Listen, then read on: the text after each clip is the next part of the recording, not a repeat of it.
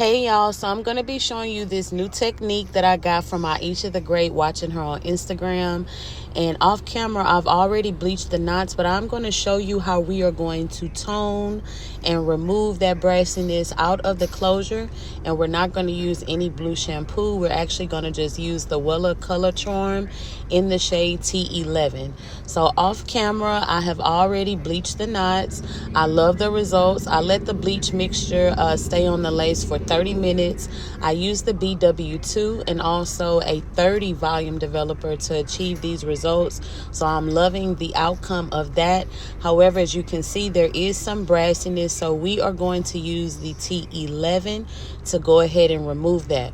So those are the products that I use to bleach the closure. Typically, I would use the Taraji P. Henson No Brass Blue Shampoo to remove the brassiness. Some people also use the purple shampoo, of course, to remove the brassiness, but instead of using those two options, we are going to use the T11. So I purchased this from Sally's. It is about $7.99 a box where I'm located, and you use this in a 1 to 2 part ratio.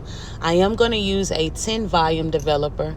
The box does call for a 20 volume developer, but I did use a 10 because I wanted to be more gentle since this is a 2-part process. And these are all of the tools that you're going to need. These are the instructions on the back of the box. You can pause to read that. And now I am going to go ahead and mix my two ingredients together. And I end up letting this sit on the lace for about 30 minutes since it was a 10 volume developer.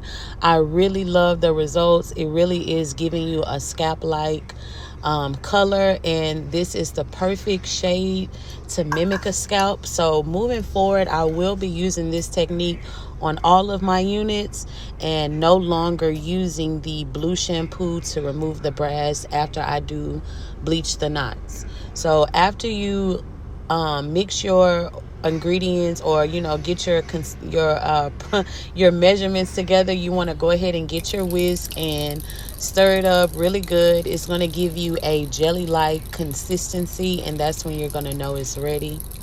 And after I mix this up, I'm just going to apply it to the lace and let it sit so that it can process.